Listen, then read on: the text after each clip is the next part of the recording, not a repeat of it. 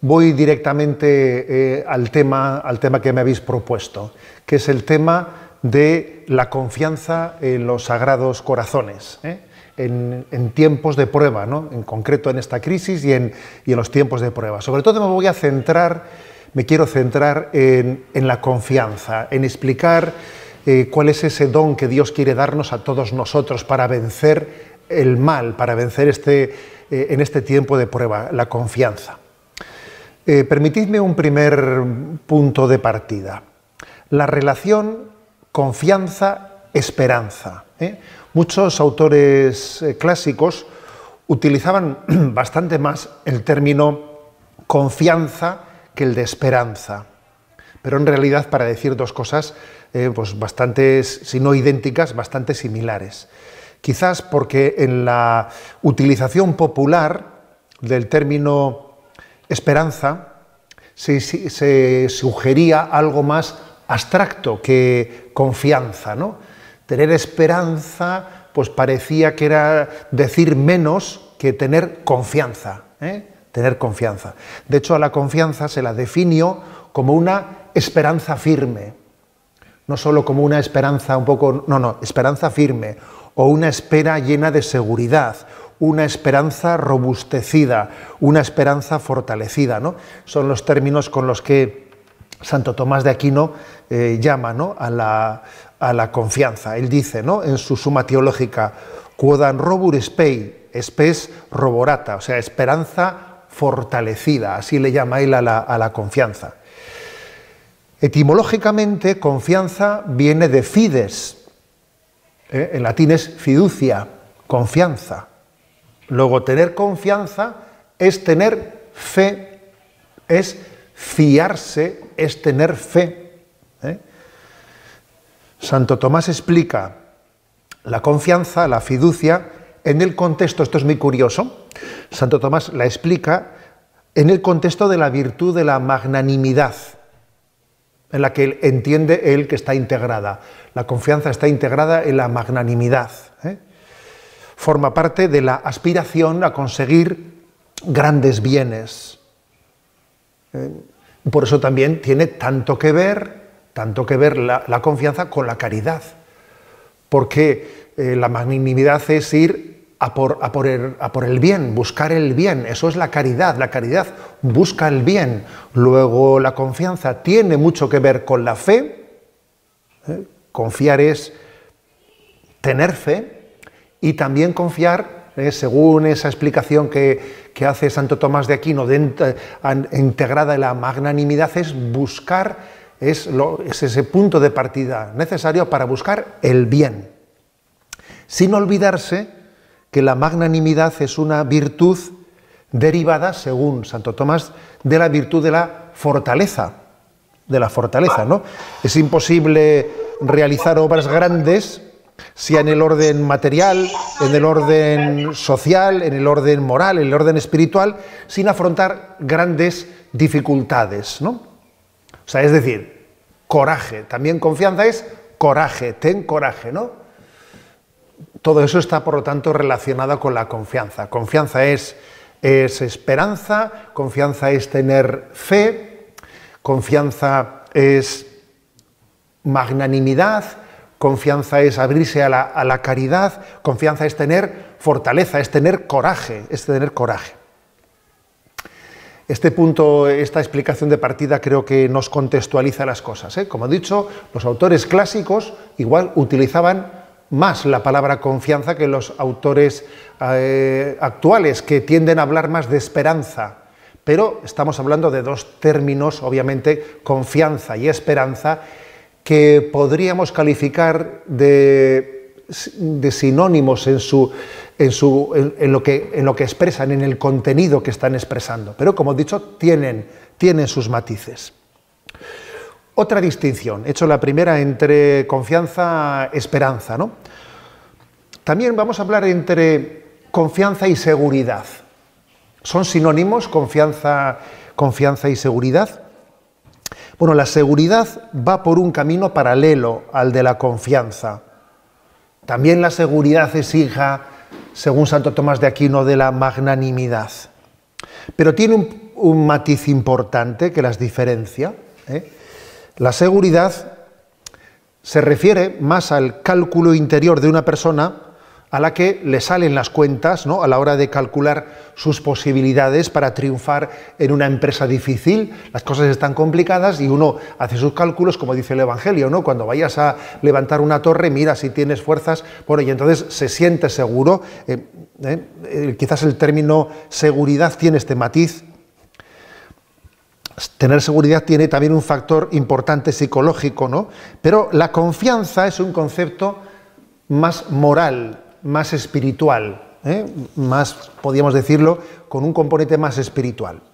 Aunque obviamente la confianza moral, espiritual, sana las inseguridades. Cuando alguien es inseguro, quizás puede ser por carácter, una persona puede ser de carácter insegura, ¿no? Que no quiere decir que porque tenga una inseguridad de carácter le falte confianza en Dios. Son dos cosas un tanto diferentes, ¿no? Pero es verdad que el que aprende a confiar en Dios, eso le ayuda a sanar poco a poco sus inseguridades. Lo principal, ¿no?, a la hora de definir qué es la confianza, lo principal es entender que la confianza, en el sentido teologal, que es el que obviamente en el que nosotros queremos desarrollar, ¿no?, esta reflexión, la confianza se funda en que Dios es fiel y que es misericordioso. En eso se funda. Acordaros del Evangelio de hoy. Supongo que muchos habéis asistido a la Santa Misa en el día de hoy, o quizás habéis leído la lectura y en este día, en este viernes anterior al domingo de Pentecostés, la liturgia nos ha propuesto ese Evangelio de Juan 21 en el que el Señor le hace ese examen del amor, ese examen del amor a Pedro. Pedro, me amas más que estos. Pedro, me quieres, ¿no? ¿En qué se funda la confianza de Pedro? Pedro confía. Es curioso, porque aquí en este Evangelio se ve claramente que Pedro ahora está en capacidad de confiar porque antes quizás tenía falsas seguridades. No es lo mismo confiar, en el sentido de confiar en el que es fiel y misericordioso, que tenerse falsas seguridades en uno mismo. A veces uno tiene que ser despojado de las falsas seguridades que tiene en sí mismo para empezar a confiar en Dios, ¿no? Y entonces el Evangelio pues es muy claro, el del día de hoy, de Juan 21. Pedro ha aprendido a no fiarse, a no tener falsas seguridades, no fiarse de sí mismo, de sus fuerzas. Aunque todos te nieguen, yo no te negaré. La propia experiencia de su debilidad, la propia experiencia también, ¿no?, de la pasión de Jesucristo, lo acontecido en la pasión de Jesucristo, lo que él ha aprendido también de su propio pecado, de su propia debilidad, le ha enseñado a no apoyarse en falsas seguridades. Y entonces ahora el Señor le dice, oye, ¿me amas más que estos? ¿Me quieres? ¿Tú estás dispuesto a pastorear mis ovejas, no? Y es curioso que cuando Pedro tiene menos seguridades, es cuando confía más. Entonces es toda una lección el Evangelio de hoy. Lo que ante todo, ¿no?, y sobre todo es importantísimo para que entendamos lo que es la confianza teologal, es que la revelación es la que nos descubre el motivo para confiar, porque Dios nos ha revelado, Dios nos ha descubierto que la razón última, ¿no?, para confiar en Dios es que Dios no es una energía. A ver, yo creo que es muy difícil confiar siendo budista, en mi opinión, porque a ver quién confía en una especie de una energía universal.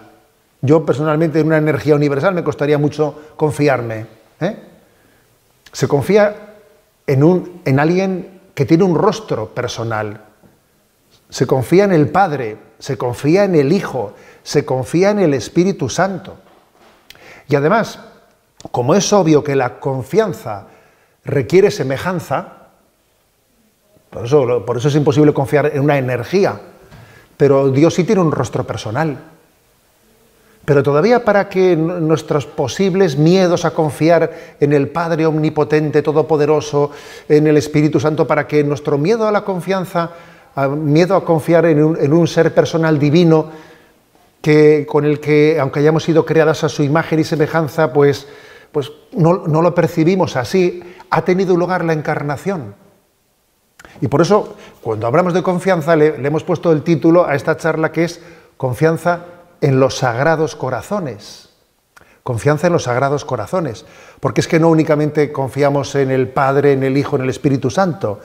Confiamos en el que se ha encarnado, en el que ha tomado carne humana, en el que también ha puesto un corazón inmaculado en su madre para que cuide de nosotros. Tenemos la confianza fundada en los Sagrados Corazones, ¿no?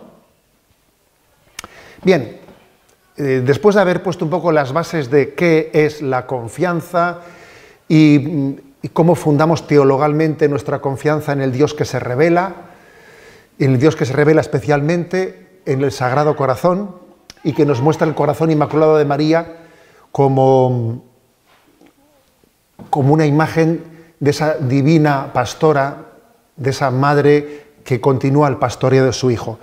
Ahora quiero hablar de la confianza en tiempo de prueba, que obviamente esta es nuestra reflexión en el momento en el que nos encontramos. Confianza en el tiempo de prueba, porque es obvio que la crisis que hemos vivido, que estamos viviendo, pues bueno, la hemos vivido en niveles muy distintos, en niveles muy distintos. Pues yo pienso que soy una persona a la que esta crisis no le ha sacudido pues con la fuerza que en otros lugares ha sacudido, pues porque entre mis familiares pues no ha habido personas aquejadas, pues entre el nivel de afectación, que la ha habido obviamente, también hemos tenido sacerdotes mayores fallecidos, pero el nivel de afectación que hemos tenido nosotros está muy lejos de tener el nivel que ha podido acontecer en otros lugares, ¿no?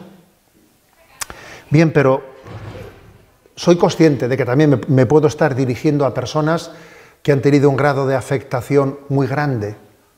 Y obviamente eso me tiene también que llevar a hablar con mucha humildad, ¿no? Y sabiendo que pisamos un lugar sagrado. Allí donde hay sufrimiento, hay cruz, hay un lugar sagrado y tenemos que descalzarnos, ¿no? Para poder también estar en ese lugar. Bueno, pues yo creo que de esto quisiera hablaros, de esto quisiera hablaros. Además, mañana, víspera del día de Pentecostés, es la fiesta de Nuestra Señora del Sagrado Corazón. Entonces yo creo que es toda una lección, ¿no? Toda una lección para ayudarnos a cómo confiar en el tiempo de prueba. Bien. Por lo tanto, siendo consciente de que entre las personas que me escuchan las habrá que están siendo probadas con gran intensidad en este momento y otros que hemos visto a más distancia esta prueba, ¿no? En este tiempo de pandemia. Recordad cómo Jesús en la cruz gritó: Dios mío, ¿por qué me has abandonado? ¿Aquel grito de Jesús mostró una falta de confianza? Obviamente no. Basta leer el Salmo 22, ¿no? Cómo termina el Salmo 22, del cual esta expresión, Dios mío, ¿por qué me has abandonado?, es el inicio de ese Salmo. Pero sí es obvio que esa expresión de Jesús en la cruz suponía una prueba en la confianza. Una prueba en la confianza. Entonces quiero subrayar en esta exposición que estoy haciendo que el momento presente, la crisis que hemos vivido, toda crisis, toda prueba, es una confianza probada. Dios está probando nuestra confianza, quiere fortalecerla. ¿Cómo afrontar el momento de prueba y cómo afrontar el momento de sufrimiento? Y hacerlo con confianza. En primer lugar, rechazando el miedo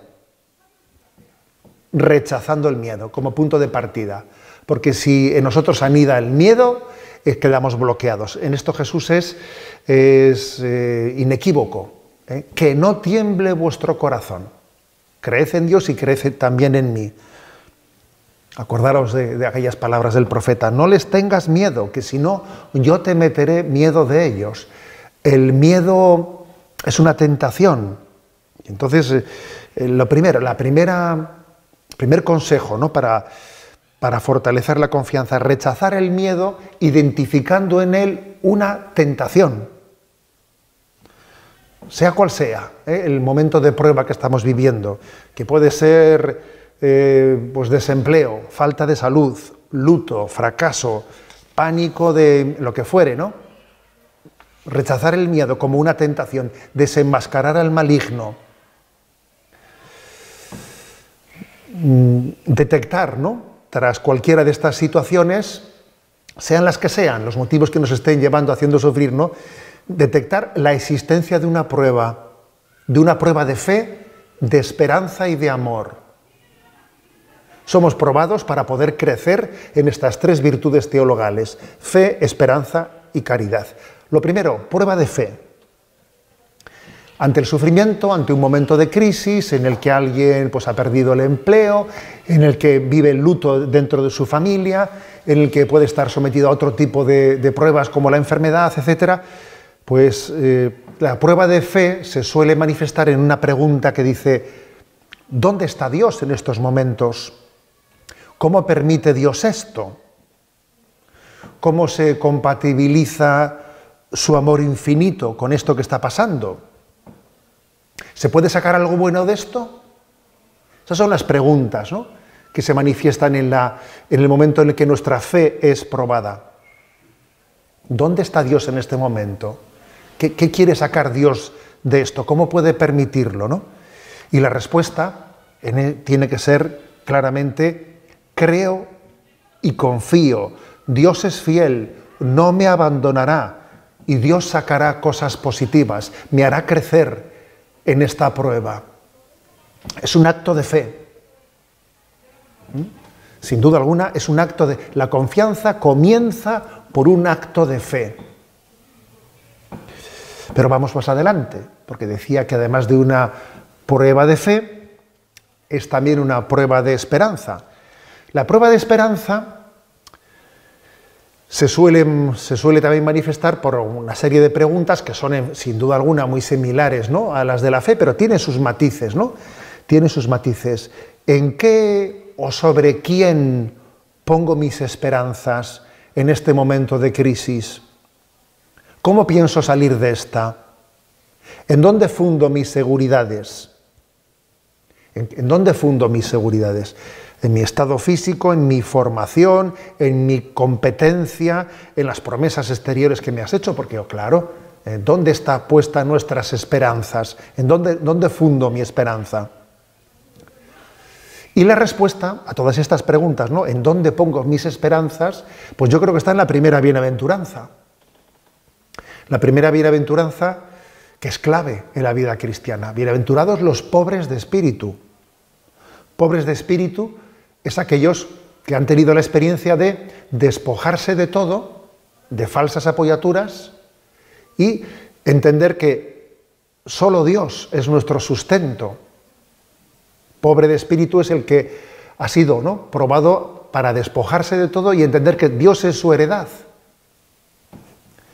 Y que solo Él es capaz de fundar, ¿no?, fundar la esperanza del hombre. Por eso la prueba de esperanza es una prueba de purificación para que vivamos la primera de las bienaventuranzas. Bienaventurados los pobres de espíritu. Hasta el punto, ¿no?, de entender que, bueno, pues las mediaciones, otras muchas pues, ayudas intermedias, causas segundas, a través de las cuales la providencia nos cuida, porque es verdad, la providencia nos cuida a través de muchos, ¿no?, pues también causas segundas, ¿no?, que nos dan seguridad, ¿no? Pero sin embargo sería un error poner en ellas nuestra esperanza. Por ejemplo, tenemos una seguridad social, vamos a decirlo claramente, la seguridad social que tenemos en España pues es un lujo. Cuando uno va a otros países y se da cuenta del tipo de seguridad social, bueno, pues que en España se ha implementado, la verdad es que es para dar infinitas gracias a Dios, ¿no? Pero ojo, o nos quedamos en las causas segundas y nos sentimos seguros, porque digamos, ¿no?, vemos Por ejemplo, hay que ver la población española cómo se ha volcado en el agradecimiento a los sanitarios, pues por el esfuerzo tan grande que han hecho en acometer, ¿no?, pues esta crisis. Y obviamente esa gratitud es absolutamente necesaria, ¿no? Pero nos damos cuenta que son una causa segunda, que en el fondo es Dios el que nos está cuidando en su providencia a través de un sistema sanitario. Lo curioso a veces, es que cuando hay causas segundas desde las que recibimos la providencia de Dios, nos cuesta más entender que en Dios se funda nuestra esperanza. Conocemos algunas órdenes religiosas, y todos los que me estáis escuchando pienso que alguna tenéis en mente, pues que viven directamente de la providencia, que han tomado pues el estilo, el carisma de vida de vivir directamente de la providencia. Quizás de no tener una seguridad social. Bueno, ¿y por qué algunas personas han podido tener un carisma tan específico que obviamente es una vocación muy, muy particular? Quizás para que los demás, los que tenemos seguridad social, los que tenemos la tarjeta, que aquí la tengo yo en la cartera, y tenemos en la cartera la tarjeta de la Seguridad Social, y eso pues, nos puede dar una seguridad de que voy a ser atendido, pero que, con un gran riesgo, ¿no?, de no ser pobre de espíritu, de poner mi esperanza en las causas segundas, en vez de ponerla en el Dios providente que nos cuida a través de causas segundas, o no, o nos cuida directamente. Por eso, ¿no?, la prueba de esperanza es esta. A veces tenemos que ser sacudidos, tenemos que ser cribados, ¿no?, para que ciertas esperanzas en las que teníamos, en las que estábamos instalados, las veamos temblar y entonces nos demos cuenta de que el Dios providente cuida de nosotros con causas segundas o sin ellas. He dicho, ¿no?, prueba de fe. En segundo lugar, prueba de esperanza. En tercer lugar, prueba de amor. Porque toda prueba, todo sufrimiento, toda crisis, quiere autentificar el amor. Quiere, ¿no?, purificar el amor para que sea verdadero y para que en el amor no nos estemos buscando a nosotros mismos, porque ese es uno de los dramas que tenemos, que a veces en el amor nos buscamos a nosotros mismos. Amas, pero en el fondo te estás buscando a ti mismo, en eso que amas. Bueno, pues podríamos poner muchos ejemplos. Imagínate, por ejemplo, pues la oración, la fidelidad a la oración, ¿no? Y llega un momento en el que la oración entramos en sequedad, entramos en aburrimiento. La oración no tiene ese componente gozoso que ha tenido en otros momentos en nuestra vida y entonces dejamos de hacer oración. Pero vamos a ver, pero tú en la oración, ¿qué amabas? ¿Te amabas a ti mismo? ¿Te amabas el sentirte bien? ¿O amabas a Dios? Por ejemplo, ¿no? O imagínate lo que puede ser también pues, la propia vida de matrimonio. Pues a veces, bueno, pues cuando resulta que mi marido o mi esposa, pues claro, comienza ya a pasar los años y las arrugas son patentes y los defectos en el carácter son notorios y uno dice, este ya no hay quien lo cambie, etcétera, ¿no? Pues puede, en ese momento, ¿qué ocurre? ¿Cómo reacciono? ¿Mi amor se deteriora? Entonces, ¿yo qué es lo que amaba? O me estaba amando a mí mismo, me estaba yo amando esa imagen idílica que yo me había creado, o el amor es una entrega, un salir de mí mismo, ¿no? Es decir, toda prueba, toda crisis supone una purificación en el amor. Purificación en el amor, para que uno no ame saliendo de sí mismo.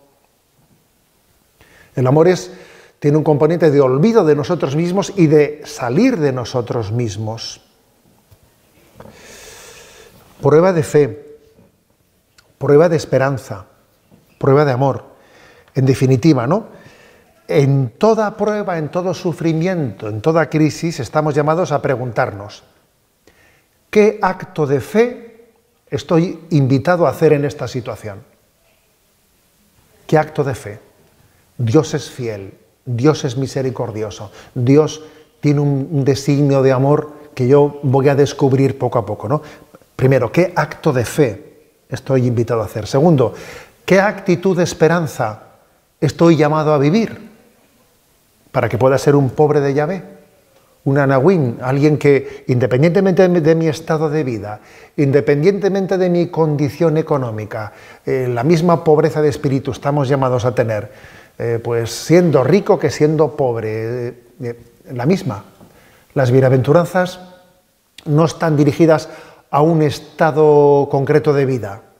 Las bienaventuranzas no son para los religiosos, para los matrimonios, no, para todo cristiano. ¿Qué acto de fe estoy invitado a hacer? Segundo, ¿qué actitud de esperanza, ¿no? Estoy llamado a vivir. Tercero, ¿cómo puedo purificarme para que el amor sea el motor de mi vida y no mis intereses? Y para que no me busque a mí mismo cuando amo a Dios, cuando amo al prójimo, para que no me busque a mí mismo. Fijaros bien, no se trata de teorías. Las verdaderas preguntas, estas que estoy formulando, son las que nos llevan, si las preguntas son verdaderas, son las que nos llevan a cambiar de vida, a la conversión. No se trata de calentar la cabeza, ¿no? De teorizar. Las verdaderas preguntas son aquellas que llevan a cambiar de vida. Si no, no son preguntas bien dirigidas, ¿no? Y a veces el hombre se obsesiona con las preguntas. A la gente a veces le encanta preguntar. Existen muchas personas a las que les gusta más buscar que encontrar, porque les gusta pues, hacer disquisiciones, tener una cierta erudición, pues, y eso sirve de poco, de nada, porque hasta el punto de que uno se puede buscar a sí mismo en las preguntas que hace. Hasta eso es así, ¿no? Luego olvidémonos de tal cosa, ¿no? Estas preguntas por la purificación en la fe, en la esperanza y en la caridad buscan otra cosa, buscan la conversión. Es importante realizar una especie de revolución copernicana en estas tres preguntas, por la fe, la esperanza y la caridad, en las que pasemos de nuestro antropocentrismo a un teocentrismo, en las que pasemos de un egocentrismo a un cristocentrismo. Eso es lo que las tres preguntas que se formulan en tiempos de crisis tienen que conseguir, ¿no? Ese giro copernicano. En lugar de intentar obtener pues, todo tipo de respuestas, porque es verdad, porque muchas preguntas igual no están llamadas a tener muchas respuestas, ¿no? Quizás haya que aceptar pues, que hay una parte de oscuridad en el misterio que no se nos da ahora la gracia de poder conocerlo. A ver, no estamos ahora en la visión beatífica. En la Sagrada Escritura, Dios se prodiga poco a la hora, por ejemplo, de explicar cuál es el origen del mal.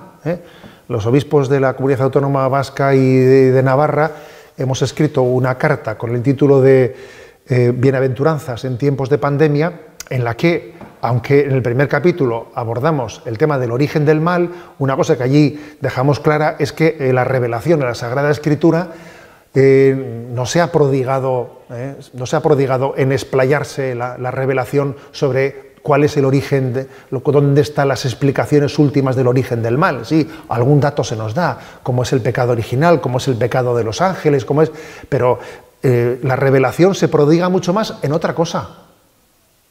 Se prodiga no en datos un tanto, podríamos decir, curiosos de dónde viene el mal, sino la revelación en lo que se prodiga es en cómo Dios ha afrontado el mal del hombre, asumiéndolo y haciendo de él el lugar de la redención y enseñándonos a nosotros a hacer de nuestra cruz el lugar de gloria.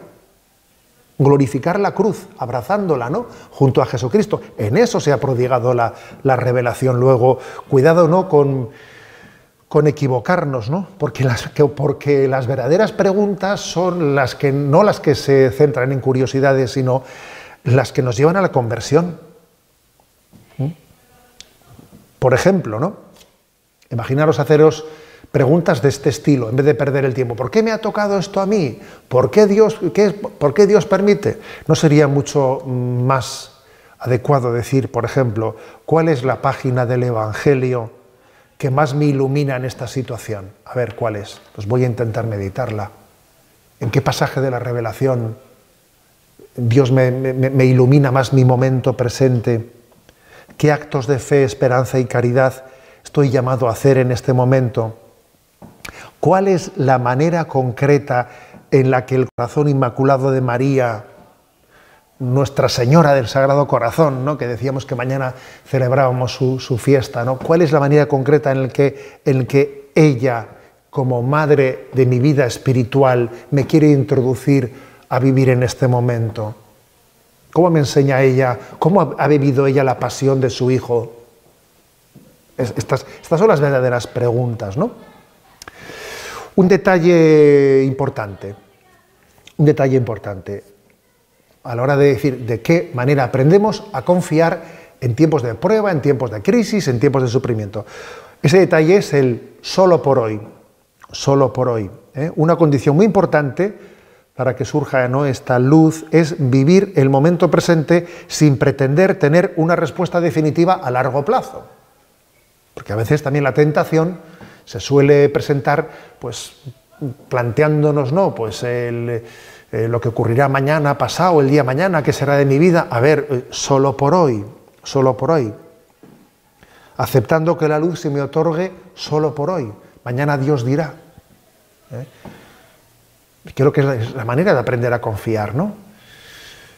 Yo unas veces he puesto un ejemplo gráfico, ¿no?, de cómo Dios nos enseña a confiar, y es que cuando, pues, en algunos edificios oficiales, de esos que tienen pasillos largos, ¿no?, pasillos largos que tienen luces fotoeléctricas, que para ahorrar, pues el pasillo está apagado, y según uno va avanzando, se van encendiendo, ¿no?, pues porque se activan las células fotoeléctricas, y entonces se enciende en el momento en el que uno pasa.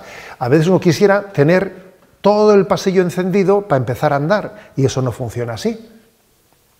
Tú vas caminando solo por hoy, y en ese momento Dios te da en ese acto de confianza, te da la luz para ese día. Mañana seguirás andando el metro siguiente, te dará la luz para el día siguiente.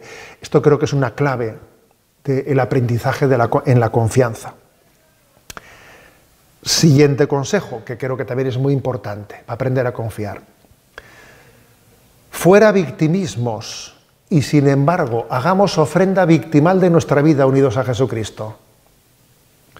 Ofrenda como víctima unidos a Cristo, sí; victimismos no. Somos conscientes que la palabra victimismo quiere expresar una manipulación del verdadero concepto victimal. El victimismo es, pues, coger el concepto victimal y coger de él lo peor, ¿no? No quedarse con lo mejor, no, quedarse con lo peor de ese concepto, que no es más que una especie de autolamentación. Pobrecito de mí, todo me toca a mí. Es verdad, ¿no? Ese victimismo se queda con lo peor, ¿no? Es una deformación, una caricatura del concepto de víctima. Por lo tanto, fuera victimismos, para centrarnos en una actitud responsable. Nada de acusar a los demás. Nada de buscar un chivo expiatorio, ¿no?, en el que cargar nuestra rabia interior. No equivocarse de enemigo, porque esto es muy importante. No equivocarse de enemigo. Nuestro enemigo es Satanás. Cuando nos equivocamos de enemigo, sufrimos mucho. Y nos incapacitamos para cumplir el mandato de Jesús de amar a nuestro enemigo. Claro, a veces hay gente que le resulta imposible amar a su enemigo. ¿Por qué? Porque, claro, no se da cuenta de que su enemigo es Satanás. Y a quien debe de odiar es a Satanás. Y a quien él cree que es su enemigo le tiene que amar. Del desconocimiento, ¿no?, o de la falta de fe en la existencia de los ángeles tentadores vienen muchas consecuencias, ¿no? Por eso, nada de acusar a los demás, tener capacidad autocrítica, ¿no?, y vivir y abordar una dinámica que tiene que comenzar por aceptar la situación de sufrimiento, aceptar la realidad, ser, bueno, pues yo diría humilde para aceptar una situación. Segundo lugar, buscar la perspectiva teologal del problema, la perspectiva teologal de ese sufrimiento en la fe, esperanza y caridad.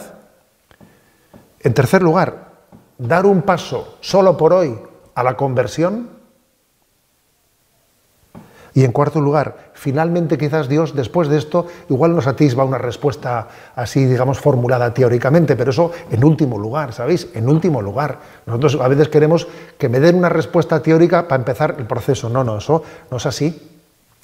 Primero es, acepta el sufrimiento. Segundo, busca la perspectiva teologal de ese sufrimiento. Tercero, da un paso solo por hoy a la conversión. Y cuarto, quizás Dios te ilumine una respuesta.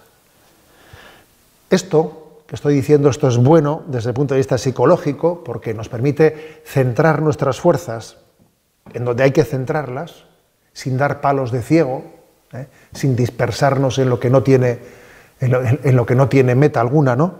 Y esto es clave desde el punto de vista espiritual, ¿no? Porque estamos llamados a descubrir la llamada de Dios. A ver, Dios está llamando.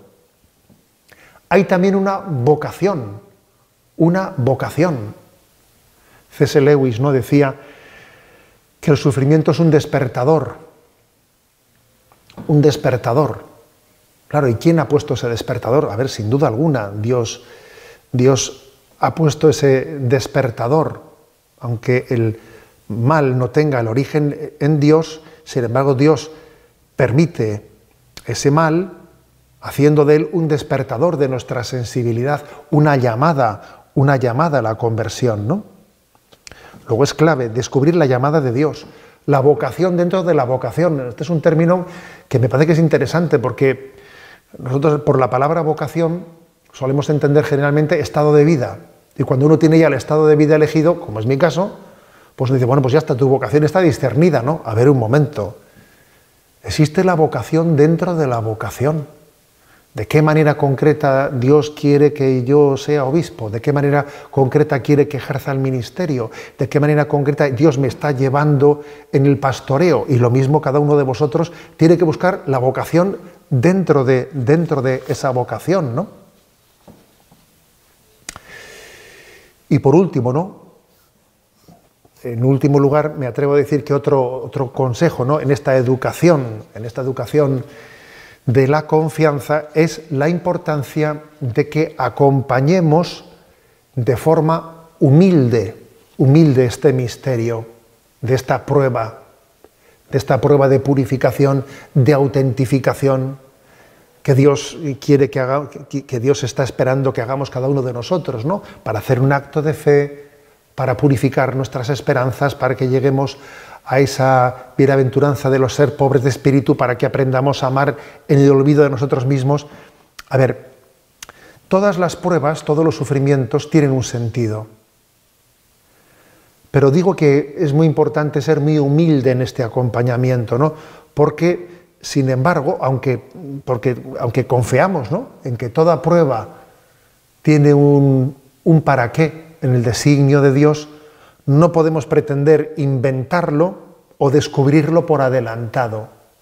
No podemos ir de listillos, ¿no?, como les pasaba a los 3 amigos de Job, que se presentaron allí, pues yendo un poco de listillos y pretendiendo, ¿no?, tener pues unas claves explicativas que Dios no les había dado. Es curioso, si leéis con detenimiento el libro de Job, Yahvé se enfada con ellos de una manera muy llamativa. Le parece que es indignante lo que los 3 amigos de Job han intentado hacer. Yahvé se siente ofendido, ¿no?, porque hayan tenido ese atrevimiento de hablar en su nombre cuando verdaderamente Dios no les había dado esa palabra para que dijesen en su nombre, ¿no?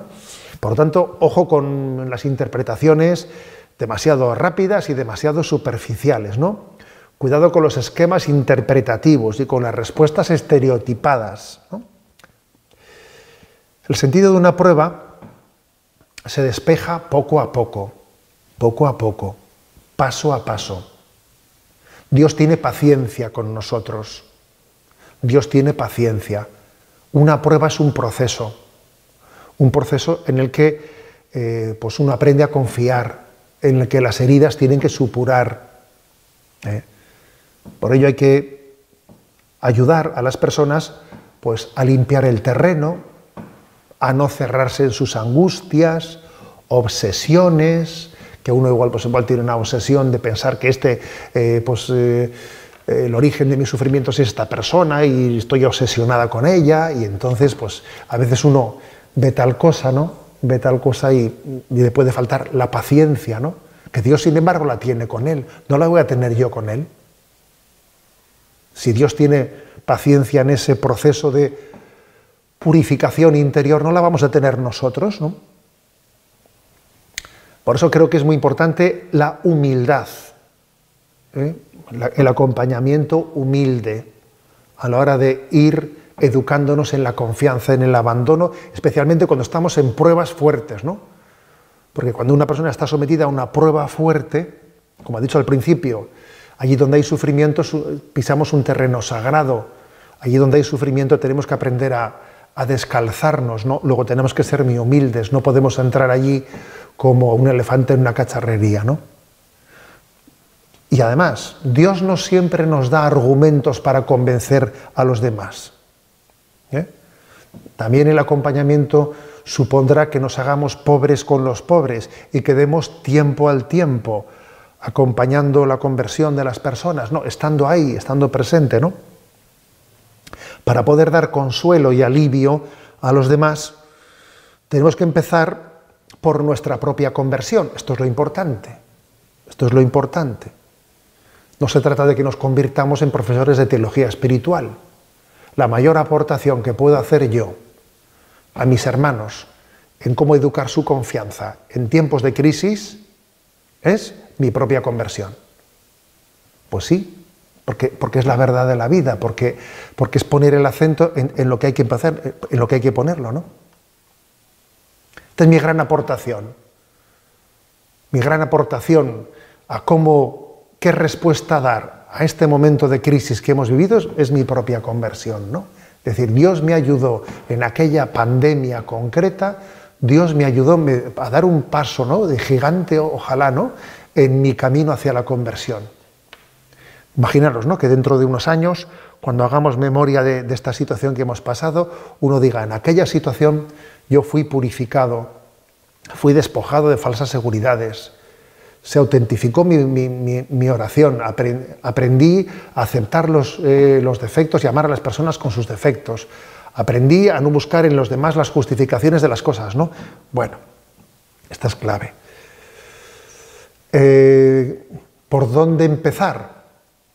Bueno, pues confianza, ¿no? Confianza, confidere, con fe. Comencemos por la fe.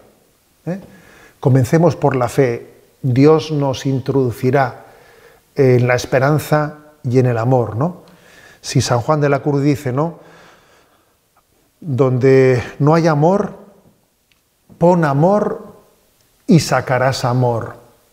Bueno, yo me atrevería a decir, ¿no?, donde no hay amor, pon fe, de la fe obtendrás la esperanza y de la esperanza se alumbrará el amor, ¿no? Las tres virtudes teologales están verdaderamente entrelazadas, pero quizás lo primero es el acto de fe que se traduce en Sagrado Corazón de Jesús, en vos confío. Es tan importante esta expresión, es tan importante el que podamos ir a lo esencial, decir, Sagrado Corazón de Jesús, en ti confío. Dulce Corazón de María, sed la salvación mía. Es tan importante porque es ir a lo esencial, a lo fundamental, al acto de fe, desde el que abordamos esta y todas las crisis, ¿no?, que en el seno de nuestra vida puedan acontecer.